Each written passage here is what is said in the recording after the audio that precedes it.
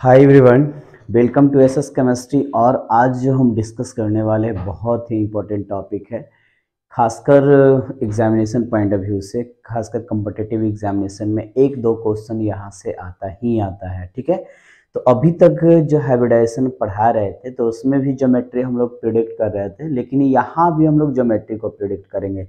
लेकिन वहाँ हाइब्रिडाइजेशन में क्या था कि लिमिट कंपाउंड के बारे में हम लोग पढ़ रहे थे, मतलब जिसमें सिर्फ और सिर्फ बॉन्ड पेयर इन्वॉल्व हो रहा था। ठीक है, लेकिन यहाँ पर हम ज्योमेट्री जब पढ़ेंगे वो उसमें बॉन्ड पेयर के साथ साथ लोन पेयर जब इन्वॉल्व होगी तो उस तरीके से ज्योमेट्री किस प्रकार से रीअरेंज होगा, चेंज करेगा। ठीक है, और उसका बॉन्ड एंगल क्या होने वाला है इस वीडियो लेक्चर में पूरा कवर अप होगा।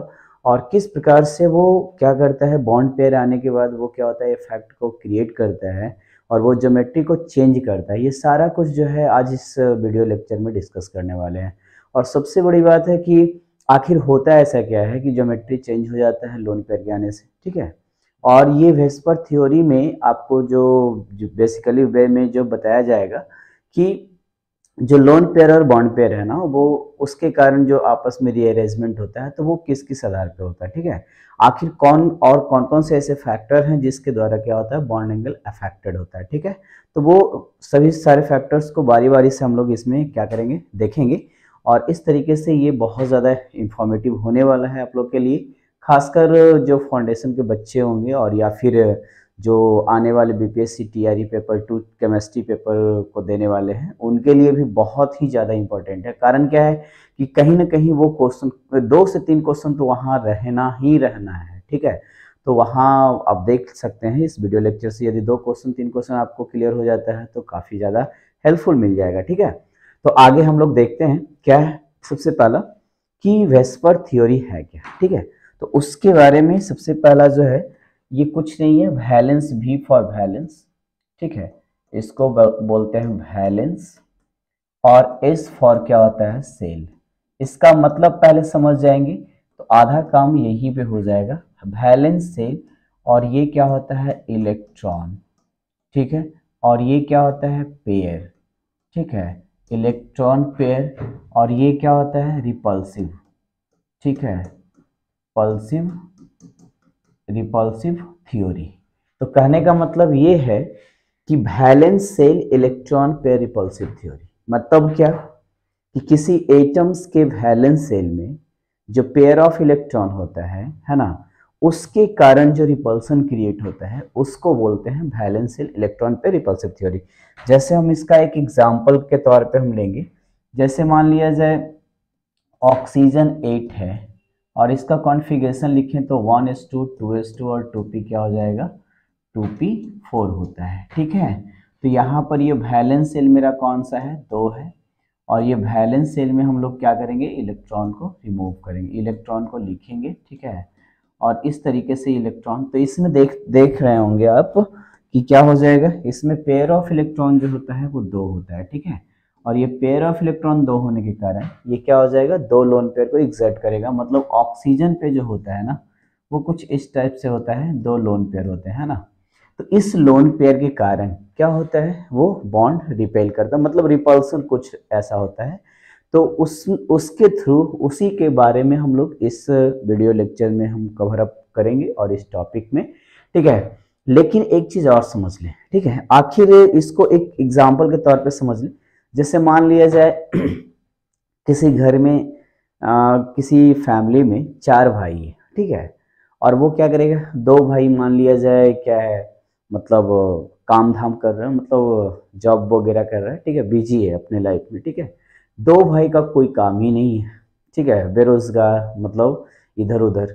तो वो क्या है ना कि प्रॉब्लम क्रिएट करते रहता है, मतलब फैमिली के अंदर कुछ ना कुछ ऐसा होते रहता है उसके वजह से। ठीक है, ताकि वो जो मतलब जो बिजी लोग हैं वो भी क्या होते हैं, डिस्टर्ब होते हैं। ठीक है, तो कहने का मतलब ठीक लोन पेयर भी उसी टाइप से है, एकदम बेरोजगार है, कोई काम नहीं है। इसी को बोलते हैं, पता है क्या, non bonding pair of electron. एक नाम और दिया गया है, एक नाम इसको दिया गया है non bonding pair of electron. ठीक है, नन बॉन्डिंग, नन बॉन्डिंग क्या हो जाएगा, पेयर ऑफ इलेक्ट्रॉन।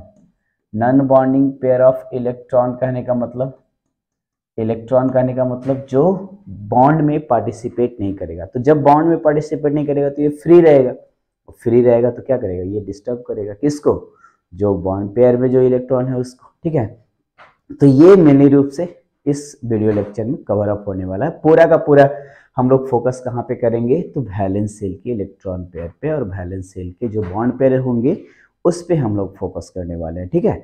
अब इसके बाद जो है सबसे पहला जो यहाँ पर दिखाई पड़ रहा है कि हम लोग इसके बारे में समझेंगे। तो सबसे पहले this theory was given by, this theory was given by, ये फर्स्ट ऑफ पॉइंट है, this theory was given by Gillespie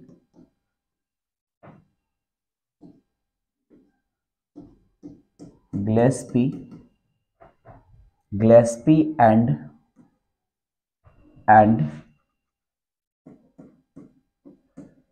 नॉल्म इसको बोलते हैं, नायहोल्म, ठीक है। ये दोनों ने मिलकर क्या किए थे, ये थ्योरी को दिए थे, गिलेस्पी और नॉल्म, है ना। निहोल्म का मतलब एक नाम है, ठीक है, दोनों साइंटिस्ट का नाम है। और ये दोनों ने मिलकर क्या किया था, इस थ्योरी को पहले प्रपोज किया था, ठीक है। और इसमें इन्होंने बताया था कि इस थ्योरी के द्वारा हम लोग प्रिडिक्ट करने वाले हैं क्या, जब कोई सेंट्रल एटम मतलब किसी कंपाउंड या मॉलिक्यूल में central atom bond pair electron के साथ साथ लोन पेयर इलेक्ट्रॉन को भी क्या करता है, एक्सर्ट करता है, ठीक है। तो यहाँ पर जो है, इसके बाद यहाँ पर क्या हो जाएगा, सेकेंड पॉइंट में क्या लिखेंगे, this theory, according to this theory,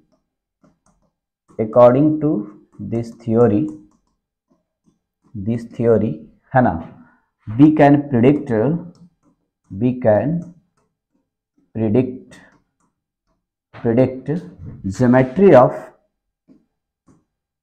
geometry of that compound or molecules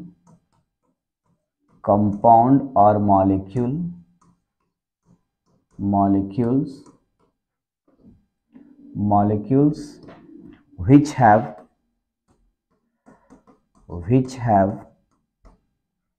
क्या हो जाएगा, bond pair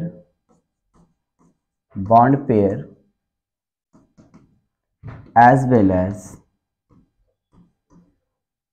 as lone pair electron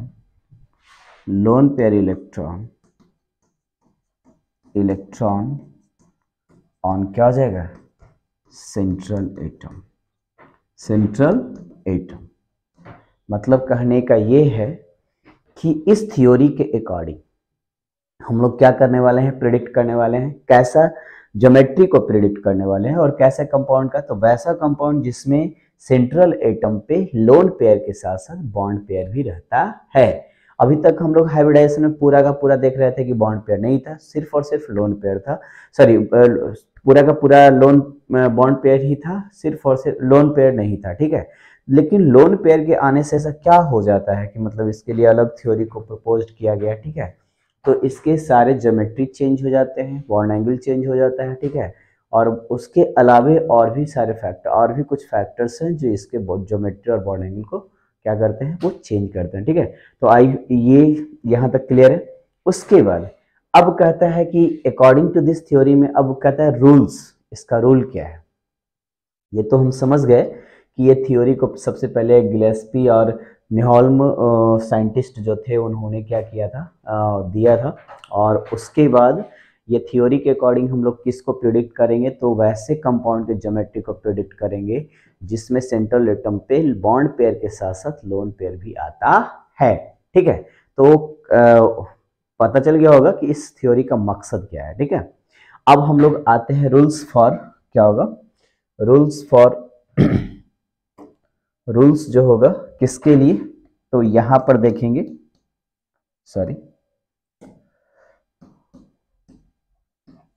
rules for क्या होगा, वेस्पर, ठीक है।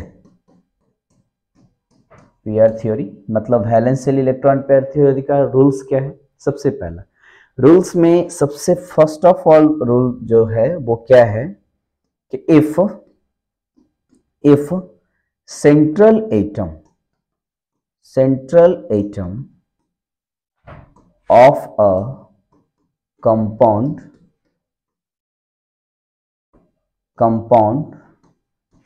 or molecule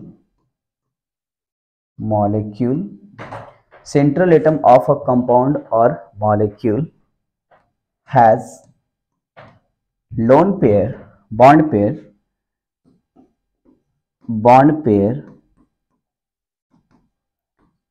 as well as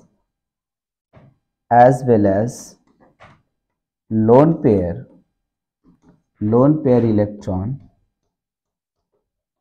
electron, ठीक है, electron, the geometry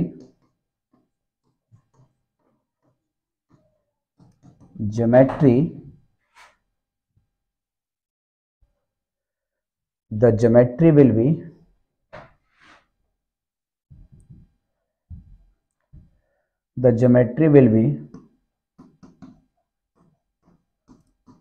regular. Geometry कैसा हो जाएगा? रेगुलर होगा, ठीक है। तो इसका मतलब क्या है कि यदि मान लिया जाए कि कोई भी कंपाउंड के बीच, मतलब कोई भी कंपाउंड जो होगा, जैसे मान लिया जाए बहुत सारे ऐसे कंपाउंड हैं, तो उस कंपाउंड का सेंट्रल एटम का मतलब बीच वाला एटम पर टोटल बॉन्ड पेयर इलेक्ट्रॉन और लोन पेयर इलेक्ट्रॉन है, तो यहाँ पर जो है ज्योमेट्री इरेगुलर हो जाएगा, माफ कीजिएगा, ज्योमेट्री क्या हो जाएगा? इरेगुलर हो जाएगा, ठीक है। इरेगुलर होगा, विल बी इरेगुलर, है ना, ज्योमेट्री विल बी इरेगुलर हो जाएगा, मतलब रेगुलर नहीं रहेगा, ठीक है। तो लोन पेयर और बॉन्ड पेयर दोनों रहेगा तो ज्योमेट्री रेगुलर नहीं होगा, ठीक है। ये आपको बताया। जैसे मान लिया जाए हम यहीं पे डिस्कस करने वाले हैं, एग्जाम्पल के तौर पे हम लोग यदि लेते हैं तो ये क्या हो जाएगा, देखिएगा इधर जैसे यहाँ पर आपका ये CH4 है, ठीक है, तो ये OH जो है, यहाँ पर O जो है H2O को ले लेते हैं, ठीक है, तो यहाँ पर ये क्या हो जाएगा? लोन पेयर, ये यहाँ पर क्या हो जाएगा? लोन पेयर, ठीक है। अब इसके बदले जो है आप देख रहे हैं कि यहाँ पर आप लोग देखिएगा कि इसके कारण ये सिग्मा, ये सिग्मा, ये सिग्मा, ये सिग्मा, ये 4 सिग्मा, तो ये क्या हो जाएगा? ये जो हाइब्रिडाइजेशन होगा sp3, और हाइब्रिडाइजेशन sp3 में आप लोग समझते हैं कि टेट्राहेड्रल होता है, ठीक है। इसका जो ज्योमेट्री होता है वो टेट्राहेड्रल होगा, लेकिन इसका जो रियल ज्योमेट्री होता है वो क्या होता है? आपका बेंट शेप होता है। कैसा होता है? V शेप्ड, ठीक है। तो यहाँ पर ये क्या हो गया? ये ज्योमेट्री चेंज कर गया, किसके कारण? तो ये जो हुआ रेगुलर ज्योमेट्री sp3 का क्या है? टेट्राहेड्रल। तो रेगुलर ज्योमेट्री को ना शो करके ये V शेप को शो कर रहा है, ठीक है। V शेप को शो कर रहा है, इसका मतलब क्या है? ज्योमेट्री चेंज है। तो वो किसके कारण आ रहा है? तो ये बॉन्ड पेयर जो इलेक्ट्रॉन के साथ साथ जो लोन पेयर आया ना, उसके कारण ये क्या कर रहा है? ये ज्योमेट्री को चेंज कर दे रहा है, ठीक है। उसके बाद हम आगे की ओर बढ़ते हैं। तो सेकंड है, सेकंड में क्या है? इफ, सेकंड पॉइंट जो है if central atom of a compound or molecule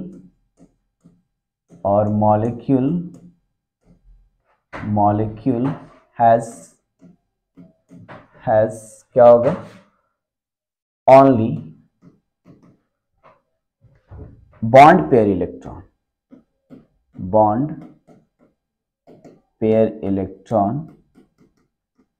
electron, the geometry will be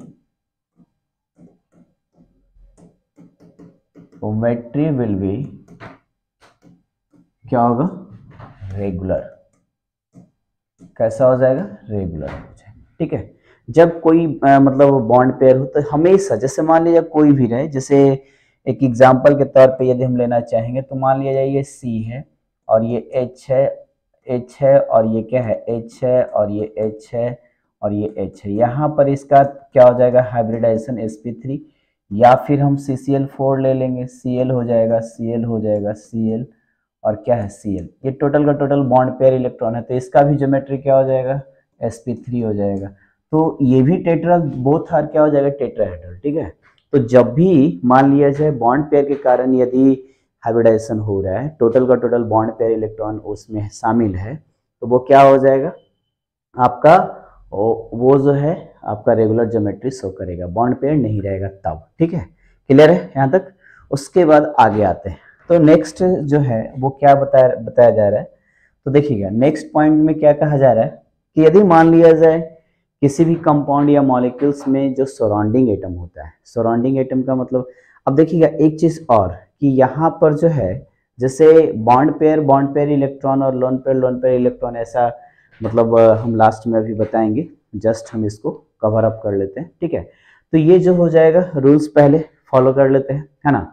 तो ये क्या हो जाएगा, सबसे पहला कि आखिर सराउंडिंग एटम मतलब बहुत सारे सभी मॉलिक्यूल्स में क्या होते हैं, एक सेंट्रल एटम होता है, एक या दो सेंट्रल एटम होता है, या बहुत मतलब पॉलीसेंट्रिक मॉलिक्यूल या कंपाउंड होते हैं, तो उसमें बहुत ज़्यादा मतलब दो से ज़्यादा भी सेंटर हो सकता है। लेकिन जनरली हम लोग क्या देखते हैं, प्रिडिक्ट करेंगे कि जो मतलब सेंट्रल एटम सिंगल होगा। ठीक है, जैसे कहने का मतलब ये है कि कोई भी मॉलिक्यूल्स या कंपाउंड में एक सेंट्रल एटम होता है और उस सेंट्रल एटम से बहुत सारे एटम जुड़ते हैं, तो बहुत सारे जो एटम जुड़ते हैं ना, वो उसको क्या बोलते हैं, क्या आपका हो जाएगा वो सराउंडिंग एटम। ठीक है, तो यहाँ पर जैसे मान लिया C है, तो C क्या है, सेंट्रल एटम है, और यहाँ पर एक के साथ H है, एक के साथ क्या है Cl है, तो ये क्या है, सराउंडिंग एटम है। ठीक है, तो जब सराउंडिंग एटम का जो क्या है इलेक्ट्रोनेगेटिविटी सेंट्रल से ज्यादा हो, ठीक है, उस कंडीशन में बॉन्ड एंगल डिक्रीज करता है।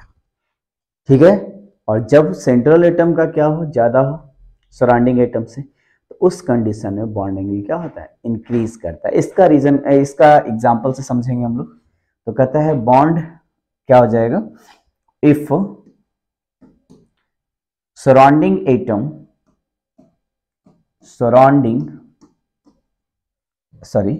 इलेक्ट्रोनेगेटिविटी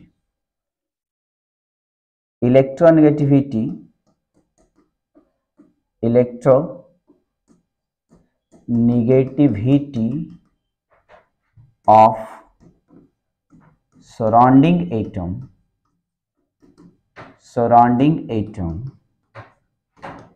atoms have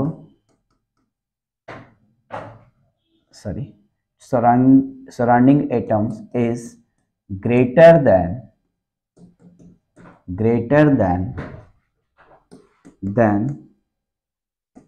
क्या हो जाएगा, central atom of the molecule then bond angle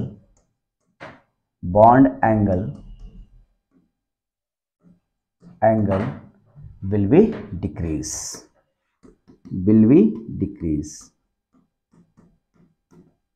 है ना। ये यदि मान लिया जाए डिक्रीज, कहने का ये है कि बॉन्ड एंगल कैसे डिक्रीज करता है, तो अभी आप लोग इसको समझ जाइएगा कैसे। देखिएगा सबसे पहला कहता है क्या है, मान लिया जाए दो सेंट्रल, ये जो है कोई कंपाउंड है A और इससे जो जुड़ा हुआ है वो B है। ठीक है, ये B है। ठीक है, दो सराउंडिंग एटम को हम लोग ले लिए हैं A और B को। सपोज मान लिया जाए दोनों में बॉन्ड पेयर इलेक्ट्रॉन जो है वो इस प्रकार से है। क्लियर, तो बॉन्ड पेयर इलेक्ट्रॉन जो इस प्रकार से है, यहाँ पे है बॉन्ड पेयर इलेक्ट्रॉन को हम लोग देख रहे हैं। तो यहाँ पर जो डिस्टेंस हम लोग कवर अप कर रहे हैं, ये जो डिस्टेंस है आपका, ये क्या है डिस्टेंस, ये जो भी है D1 मान लेते हैं, है ना। तो डिस्टेंस यदि बीच में ये बॉन्ड पेयर इलेक्ट्रॉन है ना, तो उसके बीच का डिस्टेंस ये D मान लेते हैं। अब इसी के इक्विवेलेंट एक मॉलिक्यूल्स और बनाया जाए, A है और ये आपका B है और ये क्या हो जाएगा, B होगा। ठीक है, अब यहाँ पर क्या है ना कि दो मॉलिक्यूल्स यदि लेते हैं यहाँ पे, ठीक है, तो यहाँ से मान लिया जाए इसका इलेक्ट्रोनेगेटिविटी B का ज्यादा हो जाएगा, किससे, ये A से इलेक्ट्रोनेगेटिविटी B का ज्यादा होगा। ठीक है, तो यहाँ से क्या होगा कि ये जो मॉलिक्यूल्स होगा ना, इसका जो डी डी होगा, यहाँ से ये डी क्या हो जाएगा, अब बताइएगा, इसको मान लेते हैं D2, ठीक है, तो ये D2 हो जाएगा। अब कहता है कि यहाँ पर बताइए कि रिपल्सन कहाँ ज्यादा होगा, बॉन्ड पेयर। तो ये कहने का मतलब ये हुआ कि रिपल्सन जो है यहाँ पर ज्यादा होगा, ये जो है लेस, यहां से कर लेंगे, ये क्या हो जाएगा लेस, ये मोर रिपल्सन, लेस डिस्टेंस है ना, और ये क्या हो जाएगा, मोर रिपल्सन होगा, रिपल्सन, ठीक है। जब रिपल्सन ज्यादा होगा तो ये क्या करेगा, बॉन्ड को फैला देगा, ठीक है। रिपल्सन ज्यादा होगा तो बॉन्ड को क्या करेगा, फैला देगा, क्लियर है। लेकिन कहता है ये ए जो है, ये यहाँ पर जो ए देख रहे हैं, है ना, ये जो स्ट्रक्चर बना हुआ है बी वाला, ये बी है, और उसके बाद यहाँ पर ये जो आप देख रहे हैं लोन पेयर, है ना, ये लोन पेयर जो आपको दिखाई पड़ रहा है, ये लोन पेयर, ये लोन पेयर कहाँ चला आया है, ये बी के नज़दीक चला गया, और जब बी के नज़दीक आ गया तो इसके बीच का जो डिस्टेंस है वो क्या हो गया, बढ़ गया। अब डिस्टेंस बढ़ गया तो क्या हो जाएगा, बॉन्ड एंगल तो फैलेगा नहीं, बल्कि बॉन्ड एंगल और क्या हो जाएगा, नज़दीक आएगा। तो ये जो आपका जो बॉन्ड एंगल है ये थीटा है ना, इसको हम थीटा मान लेते हैं, और ये जो बॉन्ड एंगल है वो थीटा, तो ये θ1 हो जाएगा, ये θ2 हो जाएगा, तो θ1 जो होगा वो ज़्यादा हो जाएगा θ2 से, ड्यू टू रिपल्सन, ठीक है। अब यहाँ पर जो लिखने की बात आएगी तो हम लोग क्या लिख देंगे, क्या होगा, लेस मोर डिस्टेंस, ठीक है, डिस्टेंस क्या हो जाएगा, और यहाँ पर जो है लेस रिपल्सन, ठीक है। तो ये लेस रिपल्सन हो जाएगा, मोर डिस्टेंस क्या हो जाएगा, लेस रिपल्सन, यहाँ पर लेस डिस्टेंस मोर रिपल्सन, ठीक है। तो रिपल्सन के कारण क्या होगा, बॉन्ड फैल जाएगा ना, और रिपल्सन कम होगा तो बॉन्ड क्या हो जाएगा, और ज़्यादा एक दूसरे से क्लोज हो जाएगा। तो बॉन्ड एंगल जो होगा फाइनली डिसाइड होगा किस पे, तो आपका रिपल्सन पे, क्लियर है यहाँ तक। तो यही बोला है कि इलेक्ट्रोनेगेटिविटी जब हम लोग कम जाए, जस्ट इसका वाइस वर्सा देखते हैं, वाइस वर्सा मतलब इसका उल्टा देखते हैं। यदि मान लिया सेंट्रल एटम का क्या हो जाएगा, इलेक्ट्रोनेगेटिविटी ज्यादा होगा सराउंडिंग से, ठीक है। जैसे इसमें क्या है, कार्बन देख रहे हैं, तो कार्बन का इलेक्ट्रोनेगेटिविटी हाइड्रोजन से ज्यादा है, सेंट्रल एटम का ज्यादा हो जाएगा हाइड्रोजन से, और यहाँ पर क्लोरीन का ज्यादा है कार्बन से, ठीक है। तो यहाँ पर क्या होता है ना कि ये क्लोरीन जो होता है अपने साइड खींचेगा इलेक्ट्रॉन को, ठीक है, इलेक्ट्रॉन को खींचेगा तो क्या हो जाएगा, यहाँ पर जो बॉन्ड एंगल होगा वो क्या हो जाएगा, वो मतलब आपका घट जाएगा, और यहाँ पर क्या है, बॉन्ड एंगल ज्यादा होगा, ठीक है। तो इस तरीके से जो है वो बॉन्ड एंगल कहीं ना कहीं क्या होता है। तो इसमें तो ये खैर रेगुलर ज्योमेट्री है, इससे कोई फर्क नहीं पड़ता है, लेकिन यहाँ पर आपको समझना ये है कि ये भी एक फॉर्मेट बन जाता है, ये भी एक कंडीशन हो जाता है कि जब भी सराउंडिंग एटम का इलेक्ट्रोनेगेटिविटी कम होता है ना, इलेक्ट्रोनेगेटिविटी जब कम होता है सराउंडिंग एटम का, तो उस कंडीशन में मेरा जो बॉन्ड एंगल है वो क्या हो जाता है, बढ़ जाता है, ठीक है। और बॉन्ड एंगल बढ़ने पर क्या होता है, वो रिपल्सन क्रिएट होता है ना, तो रिपल्सन के कारण वो बॉन्ड एंगल क्या हो जाता है, बढ़ जाता है। तो इस तरीके से जो है आपका क्या हो गया, ये थर्ड पॉइंट। अब जो है नेक्स्ट जो देखेंगे वो क्या है, हाँ, double bond bond angle between double bond, ठीक है, मल्टीपल बॉन्ड। तो यहां पर देखेंगे bond angle between multiple bond is larger than bond angle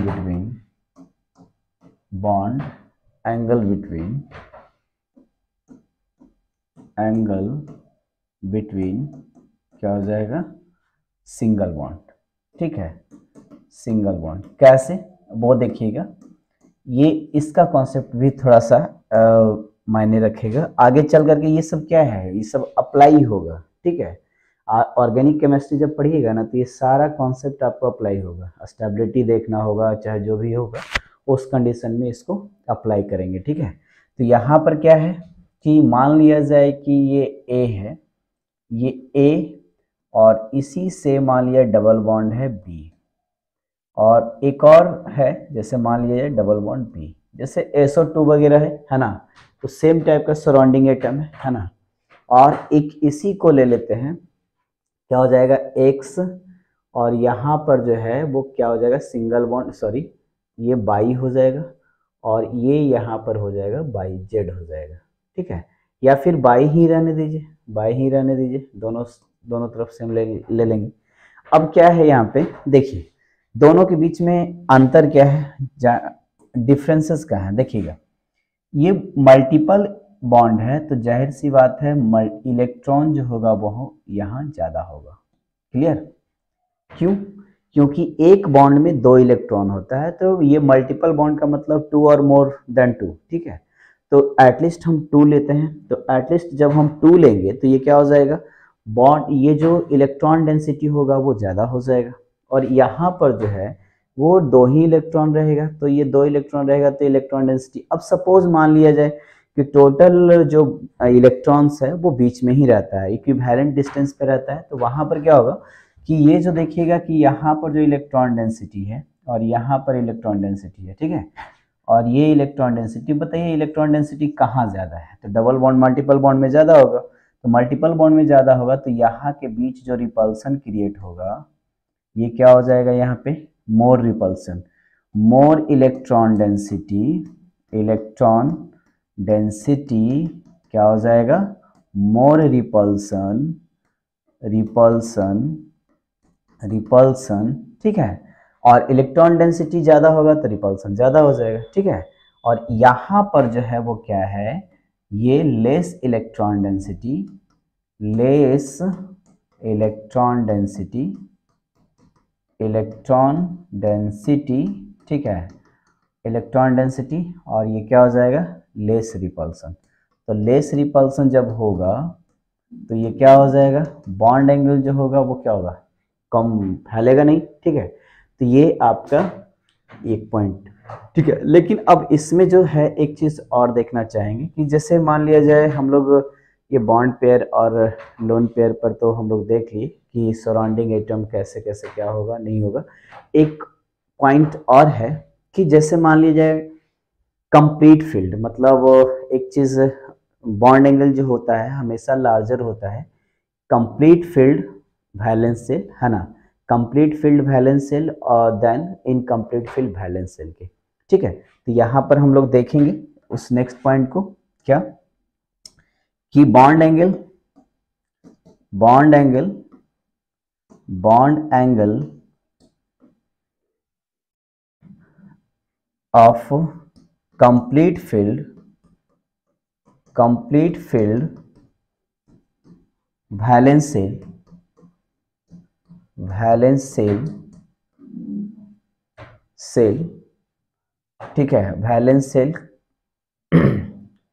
of complete filled valence shell of central atom, central atom,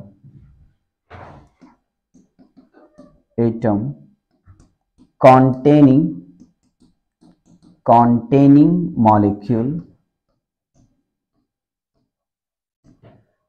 molecule is larger than, larger than incomplete, complete valence cell, incomplete valence cell, incomplete valence cell contain, contain central atom, central atom of molecule। मतलब क्या है इसका कि complete valence shell जो है वो incomplete valence shell की अपेक्षा ज़्यादा क्या करेगा, बॉन्ड एंगल को एक्सर्ट करेगा। कैसे, उसके बारे में थोड़ा सा हम लोग देख लेते हैं, ठीक है। तो यहाँ पर जो है थोड़ा सा इसको समझेंगे, H2S और H2O के लेते हैं, ठीक है। अब ये जो एंगल आ रहा है देखिएगा, यहाँ पर सिंपली ये हो गया ऑक्सीजन, ठीक है, ये हो गया ऑक्सीजन, ये हाइड्रोजन, और यहाँ पर हम लोग ले लेते हैं सल्फर, ये हो जाएगा, ये H होगा, और अप्रॉक्सीमेटली ये H कर दीजिए दोनों के साथ, सेंट्रल एटम चेंज है ना। अब यहाँ पर देखेंगे ऑक्सीजन के बारे में, तो ऑक्सीजन जो है वो क्या है, देखिएगा यहाँ से ऑक्सीजन 8, 1s2 2s2 और 2p क्या हो जाएगा 2p। अब यहाँ पर 6 तो कंप्लीट है ना, ये ऑक्सीजन का ऑक्टेट कंप्लीट है। इसमें क्या देख रहे हैं, दोनों में डिफरेंसेस कहाँ पे है वो मैं दिखाऊंगा। अभी यहाँ पर ये हो जाएगा, ये सल्फर का हम उसी प्रकार से ले लेते हैं। सल्फर जो होता है वो 16 होता है, 1s2 2s2 और 2p 6, और 3s2 और 3p क्या हो जाएगा 6। लेकिन कहीं ना कहीं ये 3 सेल आया है तो 3d 0 पूरा का पूरा वैकेंट होगा, तो पूरा का पूरा वैकेंट होगा 1 2 3 4। ठीक है, यहाँ पर आप p को ले लीजिए 1 2, और यहाँ से ये क्या हो जाएगा पूरा का पूरा, ये क्या रहेगा पूरा भरा हुआ रहेगा। लेकिन डिफरेंस कहाँ पे है देखिएगा, आपको ये जो बोला जा रहा है ना कि ये जो ये आप देख रहे हैं ये सेंट्रल एटम ऑक्सीजन, और यहाँ पर ये सेंट्रल एटम सल्फर देख रहे हैं, दोनों में अंतर है कि इसमें जो वैलेंस सेल है वो क्या है 2 है, n बराबर क्या है 2, और ये 2 में s और p सब सेल ही आता है। ठीक है, s और p ही आता है। ठीक है, और ये वो दोनों जो भी सब सेल आता है वैलेंस सेल में वो पूरा का पूरा फील्ड है, एक भी ऑर्बिटल इसमें खाली नहीं है। लेकिन सल्फर में देखेंगे तो ये वैलेंस सेल के रूप में क्या है, n बराबर यहाँ पर कितना आ जाएगा 3, और तीसरा सेल में कितना कौन कौन ऑर्बिटल होते हैं, सब सेल होते हैं s p d। तो यहाँ पर s और p वाला ऑर्बिटल क्या है पूरा का पूरा कंप्लीट है, लेकिन ये d ऑर्बिटल जो है वो क्या है पूरा का पूरा खाली है। तो हम कह सकते हैं ना कि ये वैलेंस सेल कंप्लीट नहीं है। वैलेंस सेल कंप्लीट तब होता जब ये d में पूरा का पूरा इलेक्ट्रॉन आ जाता। ठीक है, तो हम इस प्रकार से वैलेंस सेल वहां पे कंप्लीट नहीं है। तो यहाँ पर जो बॉन्ड एंगल आप देखिएगा आने वाले समय में, तो ये क्या हो जाएगा 92 पॉइंट क्या हो जाएगा 2 डिग्री। ठीक है, 92, और यहाँ पर जो बॉन्ड एंगल आप देखिएगा वो हो जाएगा 105.5। ठीक है, तो यहाँ पर बॉन्ड एंगल क्या है ज्यादा है, लार्ज है ना। कारण क्या है कि इसमें कंप्लीट, तो हम पहले भी बता चुके हैं complete valence shell containing central atom of a molecules has क्या हो जाएगा angles of complete valence shell. ठीक है, वो क्या होगा ग्रेटर होगा किससे, इनकम्प्लीट वैलेंस सेल वाले से। ठीक है, तो ये टोटल का टोटल रूल्स ऑफ क्या है आपका व्हिस्पर है। ठीक है, ये सारे रूल्स को यदि आप याद रखते हैं तो कहीं ना कहीं आने वाले समय में जब आप ऑर्गेनिक पढ़िएगा और फिर हम लोग कभी स्टेबिलिटी को डिसाइड करना चाहेंगे या फिर कभी बॉन्ड एंगल डिसाइड करना चाहेंगे तो उसमें हमें बहुत ज़्यादा हेल्प कर सकता है। ठीक है, तो इस तरीके से जो है सबसे पहला कि ये तो समाप्त हो गया, लेकिन इसका कुछ लिमिटिंग भी मतलब लिमिटेशंस भी है।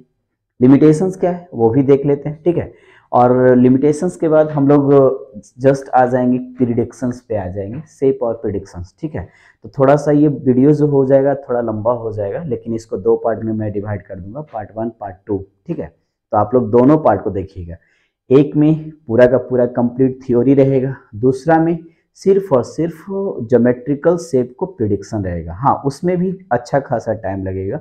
कारण क्या है कि उसमें मैं सिखाऊंगा ज्योमेट्री किस प्रकार से वो क्या होता है ट्रेंड करता है, एग्जैक्ट ज्योमेट्री कैसे हम लोग डिसाइड करेंगे कि मतलब अब ऐसे तो लोन पेयर आने पर पॉसिबिलिटीज बहुत ज़्यादा हो जाएगा कि मान लिया लोन पेयर अलग अलग जगहों पे रखेंगे तो अलग अलग तरह की पॉसिबिलिटीज होगी।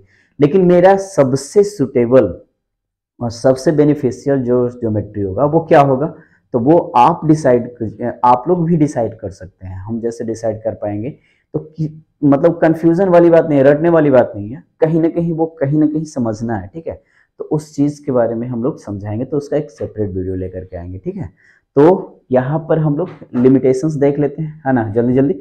और लिमिटेशंस देखने के बाद इस वीडियो को क्लोज करके और नेक्स्ट वीडियो में हम लोग आते हैं प्रिडिक्शंस पे। सबसे ज़्यादा मज़ा आने वाला है प्रिडिक्शंस ऑफ शेप में। ठीक है, तो उसके पहले थोड़ा सा जो ये जो थ्योरी है वो देना जरूरी था, कारण क्या है कि हम डायरेक्ट प्रिडिक्शंस करवा देते, लेकिन आप लोग को कुछ समझ में नहीं आता, ठीक है, किस प्रकार से क्या हो रहा है नहीं हो रहा है। ये थोड़ा सा इतना पॉइंट ऑफ व्यू देने से थोड़ा हो गया, माइंड में आ गया कि नहीं ऐसा भी हो सकता है, ऐसा भी फिनोमिनन होता है केमिस्ट्री के अंदर, ठीक है। तो आगे बढ़ते हैं, प्रिडिक्शंस। अब ये क्या है, लिमिटेशन ऑफ क्या हो जाएगा, वेस्पर, ठीक है। तो यहां से देखेंगे लिमिटेशन ऑफ क्या हो जाएगा,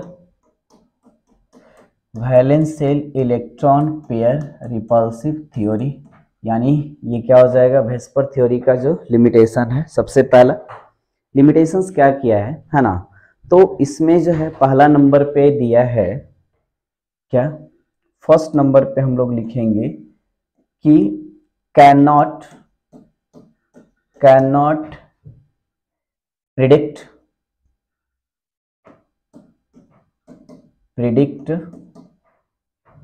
ज्योमेट्री ऑफ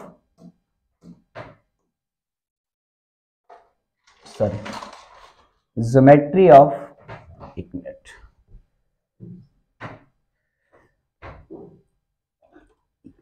एक मिनट।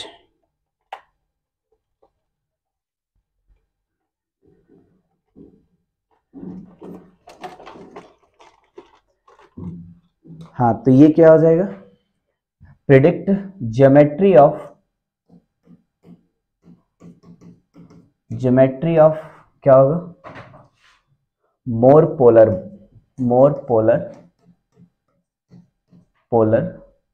कंपाउंड, यानी सबसे ज्यादा पोलर कंपाउंड जो होगा उसकी ज्योमेट्री ये प्रिडिक्ट नहीं कर पाएगा वेस्पर थ्योरी के अकॉर्डिंग, ठीक है। जैसे मान लिया जाए यहाँ पर हम लोग एक एग्जांपल लेते हैं, जैसे H2O की बात करते हैं और Li2O की बात करते हैं, तो ये लेस क्या है, लेस पोलर है, ठीक है, पोलर है लेकिन लेस पोलर है, ये ज्यादा पोलर है। तो यहाँ पर जो ज्योमेट्री होगा ना वो क्या हो जाएगा, आपका वी शेप्ड होगा, ठीक है। और यहाँ पर जो ज्योमेट्री होता है वो क्या होता है, लीनियर होता है, ठीक है। तो यहाँ पर आप समझ रहे हैं लीनियर और वी शेप्ड, तो दोनों की ज्योमेट्री में अंतर आ रहा है, ठीक है। और दोनों की ज्योमेट्री में अंतर कहाँ पे आएगा, तो अंतर इसलिए आ रहा है क्योंकि इसका जो है वो पोलरिटी जो है वो क्या है, कहीं ना कहीं चेंज है ना, दिक्कत। उसके बाद यहाँ पर जो है, उसके बाद आप इधर देख सकते हैं, दूसरी बात जो है यहाँ पे कंसिडर कर सकते हैं क्या, कि ये जो है स्पेसिफिक कंपाउंड का geometry cannot predict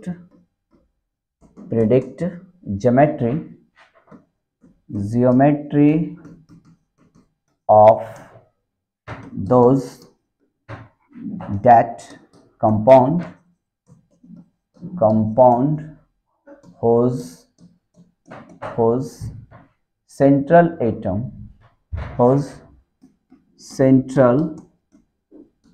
atom has क्या हो जाएगा, इनर्ट पेयर, है ना, इनर्ट पेयर ऑफ इलेक्ट्रॉन, मतलब वैसा कंपाउंड जिसके सेंट्रल एटम पे कहीं ना कहीं इनर्ट पेयर होता है इलेक्ट्रॉन का, उसके कारण वो क्या होता है, उस वैसे मॉलिक्यूल्स का ये ज्योमेट्री प्रेडिक्ट नहीं कर पाता। क्योंकि हम आपको बता दें कि इनर्ट पेयर जो होता है ना, इलेक्ट्रॉन जो होता है वो कहीं ना कहीं मॉलिक्यूल्स को स्टेबलाइज कर देता है। तो मॉलिक्यूल्स को स्टेबलाइज करेगा तो वहां पर उसकी ज्योमेट्री जो होगी कुछ अलग हो जाएगी, वो डिफाइन नहीं कर पाएगा, ठीक है। तो वो किस कंडीशन में होता है वो भी हम लोग कभी आएंगे उस चैप्टर पे या टॉपिक पे, तो हम उसके बारे में डिस्कस करेंगे कि आखिर इनर्ट पेयर इफेक्ट होता क्या है, ठीक है। उसके बाद है यहाँ पे कि कैन नॉट, ये क्या हो जाएगा, can not predict geometry of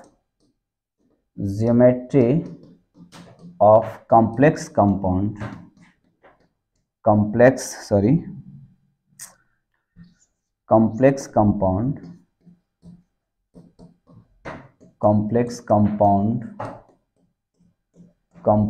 of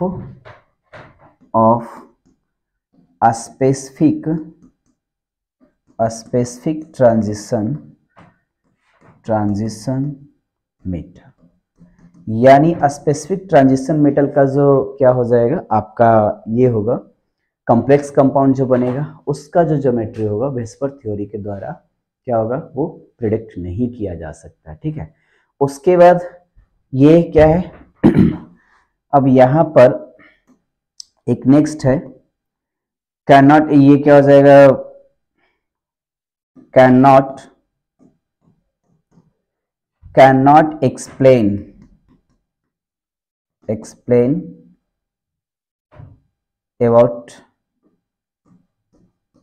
about steps of delocalization of pi bond, pi bond electron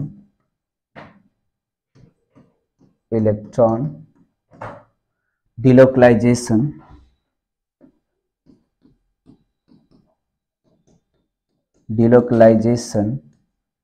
ठीक है, इन क्या हो जाएगा, ज्योमेट्री। ठीक है, तो कहने का मतलब डिलोकलाइजेशन का, ये जो पाई बॉन्ड का जो डिलोकलाइजेशन है उसके अकॉर्डिंग ये क्या करेंगे हम लोग, क्या करते हैं, है ना, तो हम लोग इस तरीके से इसको, ठीक है, तो इस तरीके से हम लोग क्या करते हैं इसको डिलोकलाइजेशन में पाई बॉन्ड का जो पाई बॉन्ड कैसे डिलोकलाइज करता है उसके एक्सप्लेनेशन के लिए कोई स्टेप्स फॉरवर्ड नहीं किया गया है ना, इस थ्योरी में। तो ये टोटल का टोटल क्या है, एक लिमिटेशंस है किसका, वेस्पर थ्योरी का। ठीक है, और वेस्पर थ्योरी का जो मेन पॉइंट है वो हम आपको मेन पॉइंट क्या है, लगभग सारा थ्योरी आपको डिस्कस कर दिया गया है। अब इसके बाद नेक्स्ट वीडियो में आप लोग कहीं जाइएगा मत, बस दूसरा वीडियो आने वाला ही होगा, उसमें हम स्पेशली हम एक एक स्ट्रक्चर्स के बारे में एक डिटेल एक्सप्लेनेशन करने वाले हैं। इसलिए मैं उस वीडियो को सेपरेट कर दिया हूं, क्योंकि इसमें यदि शामिल करते तो कुछ नहीं हो पाता, हम मतलब शॉर्ट लॉन्ग वीडियो हो जाता है, लॉन्ग वीडियो के कारण क्या होता है थोड़ा सा प्रॉब्लम हो जाती है आप। ठीक है, तो उस कारण से ये क्या हुआ है कि उसको हम सेपरेट वे में देखेंगे, ताकि इसलिए भी सेपरेट उसको रखा गया है ताकि मान लिया बहुत सारे लोगों को सिर्फ और सिर्फ ज्योमेट्री प्रोडक्शंस को देखना रहेगा, तो आराम से उस वीडियो पर जाएंगे, देख लेंगे पूरा का पूरा, ये पूरा थ्योरी क्लियर है तो पूरा थ्योरी देखने की कोई ज़रूरत नहीं है, नीड नहीं है उनको, तो जा करके आराम से ज्योमेट्री वाले वीडियो पे आप लोग उसको देख सकते हैं। ठीक है, तो इस तरीके से उनको बेनिफिट हो जाएगा। इस पॉइंट ऑफ व्यू से हम उसको क्या किए हैं, दो पार्ट में डिवाइड करें, तो पार्ट 1 और पार्ट 2 करके आएगा वेस्पर थ्योरी। ठीक है, तो मिलते हैं एक नए वीडियो में। आई होप ये वीडियो अच्छा लगा हो तो शेयर लाइक सब्सक्राइब जरूर कर दीजिएगा, और अभी तक जो बेल आइकन को ऑन नहीं कर पाए हैं वो और बेल आइकन को ऑन कर लीजिए, क्योंकि आने वाले समय में अभी बहुत सारे वीडियो आएंगे, बहुत इंपॉर्टेंट टॉपिक पे आएंगे, जहाँ से क्वेश्चंस एराइज करने का जो पॉसिबिलिटीज़ है वो ज़्यादा है उस तरीके का, तो उसका जो नोटिफिकेशन आप तक जल्द से जल्द पहुंचे, इसलिए वीडियो को ज़रूर आपको बेल आइकन को ऑन कर लेना है, और लाइक सब्सक्राइब कर दें, शेयर ज़रूर करें दोस्तों के पास। यदि वीडियो अच्छा लगा हो तो कमेंट सेक्शन में लिखें। ठीक है, तब तक मिलते हैं नए वीडियो में, तब तक के लिए थैंक यू, धन्यवाद, जय हिंद।